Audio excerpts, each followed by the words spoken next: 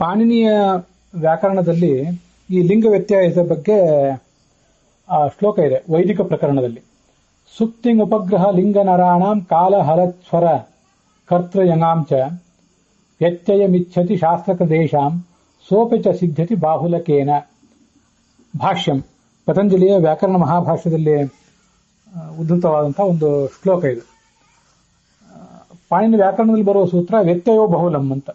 ವಿಕರಣಾನಾಂ ಬಹುಲಂ ವ್ಯತ್ಯಯ ಸ್ಯಾತ್ ಛಂದಸಿ. ವೇದದಲ್ಲಿ ಆ ವೇದಕ್ಕೆ ಸಮಾನವಾದ ಪ್ರಯೋಗಗಳಲ್ಲಿ ಈ ಪ್ರತ್ಯಯಗಳೇನು ಬರ್ತಾವಲ್ಲ, ವಿಕರಣ ಪ್ರತ್ಯಯಗಳು, ಸುಪ್ರತ್ಯಯ ಮೊದಲಾದವುಗಳು, ಇವುಗಳಿಗೆಲ್ಲ ಒಂದು ವ್ಯತ್ಯಾಸ ಆಗಬಹುದು. ಅಂಡ ಶುಷ್ಮಸ್ಯ ಭೇದತೆ ಅಂತ ವೇದದಲ್ಲಿ ಒಂದು ಪ್ರಯೋಗ. ಆಂಡ ಶುಷ್ಮಸ್ಯ ಭೇದತೆ ಅಂತ ಭಿನ್ನತ್ತಿ ಅಂತ ಆಗಬೇಕಾಗಿತ್ತು. ಭಿನ್ನತ್ತಿ ಭಿಂತಃ ಭಿಂದತಿ ಅಂತ ಪ್ರಯೋಗ ಆಗಬೇಕಾಗಿತ್ತು. ಆದರೆ ಭೇದತಿ ಅಂತ ಪ್ರಯೋಗ ಆಗಿದೆ. ಜರಸ ಮರತೆ ಪತಿ, ವಯಸ್ಸಿನಿಂದ ಯಜಮಾನ ಸಾಯ್ತಾನೆ, ಇಲ್ಲಿ ಮ್ರಿಯತೆ ಅಂತಿದ್ದಲ್ಲಿ ಮರತೆ ಅಂತ ಆಗಿದೆ. ಇಂದ್ರೋ ವಸ್ತೇನ ನೇಷತು ಅಂತ ಒಂದು ಪ್ರಯೋಗ. ಇಲ್ಲಿ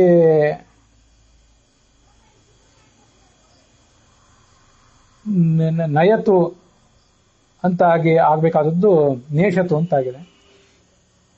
ಇಂದ್ರೇಣ ಯುಜ ತರುಷೇಮ ವೃತ್ರಂ, ಇಂದ್ರನನ್ನ ಜೊತೆ ಮಾಡಿಕೊಂಡು ನಾವು ವೃತ್ರನನ್ನ ಅಂದ್ರೆ ನಮ್ಮ ಅಜ್ಞಾನವೆಂಬ ವೃತ್ರನನ್ನ ದಾಟೋಣ. ತರೇಮ ಅಂತ ಅಲ್ಲಿ ನಮಗೆ ಲೌಕಿಕ ಸಾಹಿತ್ಯದಲ್ಲಿ ಕಾಣುವ ಪ್ರಯೋಗ. ಅದನ್ನ ತರುಷೇಮ ಅಂತ ಪ್ರಯೋಗ ಮಾಡಿದ್ದಾರೆ. ಇದಕ್ಕೆಲ್ಲ ಏನ್ ಕಾರಣ ಅಂದ್ರೆ ಈ ಸುಪ್ ತಿಂಗ ಲಿಂಗ ಉಪಗ್ರಹ ಕಾಲ ಇವನ್ನೆಲ್ಲವನ್ನು ಕೂಡ ವ್ಯಕ್ತಿಯನ್ನು ಕೂಡ ವ್ಯತ್ಯಾಸ ಮಾಡುವಂತಹ ಒಂದು ಪದ್ಧತಿ ಶಾಸ್ತ್ರದಲ್ಲಿದೆ. ಮಹಾಭಾರತವು ಕೂಡ ವೇದಕ್ಕೆ ಸಮಾನವಾದಂತಹ ಶಾಸ್ತ್ರ ಆದ್ರಿಂದ ಅದರಲ್ಲಿ ಇಂಥ ಒಂದು ಲಿಂಗ ವ್ಯತ್ಯಾಸ ಎಲ್ಲ ಸಹಜ ಅಂತ ಅಭಿಪ್ರಾಯ ಪಡ್ತಾರೆ. ಈ ಮಹಾಭಾಷ್ಯ ಪಾತಂಜಲ ಮಹಾಭಾಷ್ಯದಲ್ಲಿ ಸುಪ್ತಿಂಗ್ ಉಪಗ್ರಹ ಲಿಂಗ ನರಾಣಾಂ ಅಂತ ಆ ಶ್ಲೋಕವನ್ನೇನು ಇದ್ದದ್ದನ್ನ ಈ ವೈಯಾಕರಣ ಸಿದ್ಧಾಂತ ಕೌಮುದಿಯಲ್ಲಿ ಹೇಳಿದ್ದಾರೆ. ವಸ್ತುತಃ ಆ ಶ್ಲೋಕ ಮಹಾವ್ಯಾಕರಣದ್ದು. ಭಾಗವತದ ತಾತ್ಪರ್ಯದ ಮೊದಲನೇ ಸ್ಕಂದದ 12ನೇ ಅಧ್ಯಾಯದ 53ನೇ ಶ್ಲೋಕದಲ್ಲಿ ಸ್ನಾತ್ವಾ ತ್ರಿಶಮಣಂ ತಸ್ಮಿನ್ ಹುತ್ವಾ ಚಾಗ್ನೀನ್ ಯಥಾವಿಧಿ ಅಬ್ಬಕ್ಷ ಉಪಶಾಂತಾತ್ಮ ಸಾಸ್ತೆ ಅವಿಗತೇಕ್ಷಣ ಅಂತ ಅದೊಂದು ಶ್ಲೋಕ. ವೇದವ್ಯಾಸರ ಉಪದೇಶವನ್ನು ಪಡ್ಕೊಂಡು ಜ್ಞಾನವನ್ನು ಪಡೆದ ಧೃತರಾಷ್ಟ್ರ ತನ್ನ ಆಶ್ರಮದಲ್ಲಿ ತ್ರಿಕಾಲ ಸ್ನಾನ ಮಾಡಿ ತನ್ನ ಹೋಮ ಇತ್ಯಾದಿಗಳನ್ನು ಮುಗಿಸಿ ಕೇವಲ ನೀರು ಕುಡಿದು ಬದುಕ್ತಾ ಇದ್ದ ಅಂತ ಆಸ್ತೆ ಅಂತ ಇದೆ. ಧೃತರಾಷ್ಟ್ರ ಈಗ ಹೇಗಿದ್ದಾನೆ ಅಂತ ಅಲ್ಲಿ ನಾರದರು ಪ್ರಶ್ನೆ ಮಾಡಿದ್ದಾರೆ. ಧೃತರಾಷ್ಟ್ರ ಈಗ ಇಲ್ಲ, ಮೃತನಾಗಿದ್ದಾನೆ. ಅದನ್ನು ತಿಳ್ಕೊಂಡು ಪಾಂಡವರಿಗೆ ಹೇಳಲಿಕ್ಕೆ ಬಂದಿದ್ದಾರೆ ನಾರದರು. ಇದೆಲ್ಲ ಏನು? ಆಸ್ತೆ ಇತ್ಯಾದಿ ಅತೀತಾರ್ಥೆ ಸಯೇಷ ಏತರ್ಹಿ ಅಧ್ಯಾಸ್ತೆ ಆಸನಂ ಪಾರ್ಥಿವೋಚಿತಂ. ಪರೀಕ್ಷಿತ್ ರಾಜ ಈಗ ಸಿಂಹಾಸನದಲ್ಲಿ ಕೂತ್ಕೊಂಡಿದ್ದಾರೆ ಅಂತ ಒಂದ್ ಕಡೆ ಹೇಳ್ತಾರೆ. ಈಗ ಕೂತ್ಕೊಂಡಿದ್ದಾನೆ ಅಂದ್ರೆ ಹಿಂದೆ ಆಗುವ ಕೂತಿದ್ದ. ಆ ಕೂತಿದ್ದ ಅನ್ನೋದನ್ನ ಭೂತಕಾಲ ಅನ್ನೋ ಅರ್ಥದಲ್ಲಿ. ಹೀಗೆ ಕೆಲವು ಬಾರಿ ಲಿಂಗವನ್ನು ವ್ಯತ್ಯಾಸ ಮಾಡಿಬಿಡ್ತಾರಂತೆ, ಈ ಕಾಲವನ್ನು ವ್ಯತ್ಯಾಸ ಮಾಡಿಬಿಡ್ತಾರೆ. ಅದಕ್ಕೆ ಮಹಾವ್ಯಾಕರಣದ ಶ್ಲೋಕವನ್ನು ಹೇಳಿ ಅದರ ಸ್ಪಷ್ಟೀಕರಣ ಹೇಳ್ತಾರೆ. ಸುಪ್ರತ್ಯಯ ಅಂದ್ರೆ ನಾಮಪದಗಳಿಗೆ ಬರುವ ಸುಪ್ರತ್ಯಯಗಳು, ತಿಂಗ್ ಪ್ರತ್ಯಯಗಳು ಅಂದ್ರೆ ಕರ್ತೃಪದ ಕ್ರಿಯಾಪದಗಳಿಗೆ, ಪರಸ್ಮಯ ಪದ ಆತ್ಮನೇ ಪದಗಳು, ಲಿಂಗ ವ್ಯತ್ಯಾಸ, ಪುರುಷ ವ್ಯತ್ಯಾಸ. ಕೆಲವು ಸರಿ ಒಬ್ಬ ವ್ಯಕ್ತಿ ಮಾಡಿದ ಕ್ರಿಯೆಯನ್ನು ಮತ್ತೊಬ್ಬ ವ್ಯಕ್ತಿ ಮಾಡಿದ ಅಂತ ಹೇಳಿಬಿಡ್ತಾರೆ. ಕಾಲ ವ್ಯತ್ಯಾಸ ಮಾಡ್ತಾರೆ. ಹಲ್, ಸ್ವರ ಇವುಗಳನ್ನೆಲ್ಲ ವ್ಯತ್ಯಾಸ ಮಾಡಿಬಿಡ್ತಾರೆ. ವ್ಯಂಜನ ಇರಬೇಕಾದಲ್ಲಿ ಸ್ವರವನ್ನ, ಸ್ವರ ಇರಬೇಕಾದಲ್ಲಿ ವ್ಯಂಜನವನ್ನು ಹಾಕಿಬಿಡ್ತಾರೆ. ಕರ್ತೃವನ್ನು ವ್ಯತ್ಯಾಸ ಮಾಡ್ತಾರೆ. ಯಂಗ್ ಪ್ರತ್ಯಯ ಮೊದಲಾದದ್ದಿದೆಯಲ್ಲ ಇದನ್ನು ಕೂಡ ವ್ಯತ್ಯಾಸ ಮಾಡಿಬಿಡ್ತಾರೆ. ಶಾಸ್ತ್ರಕಾರ ಇದನ್ನೆಲ್ಲ ಮಾಡ್ತಾರೆ. ತದಪಿಚ ಸಿದ್ಧತಿ ಸೋಪಿಚ ಸಿದ್ಧತಿ ಬಾಹುಲಕೇನ ವ್ಯತ್ಯಯೋ ಬಹುಲಂ ಅಂತ ಪಾಣಿನಿ ಕೂಡ ಏನು ಸೂತ್ರ ಮಾಡಿದ್ದಾನೆ. ಆ ಪಾಣಿನಿ ಆ ಸೂತ್ರವನ್ನು ಮಾಡಲಿಕ್ಕೆ ಈ ಮಹಾವ್ಯಾಕರಣದ ಒಂದು ಶ್ಲೋಕವೇ, ಅಲ್ಲಿರುವಂತಹ ಒಂದು ವಿಚಾರವೇ ಕಾರಣ. ಹೀಗೆ ಮಹಾವ್ಯಾಕರಣದಲ್ಲಿ ಬಂದದ್ದನ್ನೇ ಪತಂಜಲಿಯು ಕೂಡ ತಮ್ಮ ಪಾತಂಜಲ ಮಹಾಭಾಷ್ಯದಲ್ಲಿ ಉದ್ಧರಿಸಿದ್ದಾರೆ. ಪಾಣಿನಿ ಕೂಡ ವ್ಯತ್ಯಯೋ ಬಹುಲಂ ಅಂತ ಸೂತ್ರವನ್ನು ಮಾಡಿದ್ದಾರೆ. ಹೀಗೆ ಭೂತಕಾಲ, ಭವಿಷ್ಯತ್ ಕಾಲ ಮೊದಲಾದವುಗಳನ್ನು ವ್ಯತ್ಯಾಸ ಮಾಡಿ ಹೇಳ್ತಾರೆ.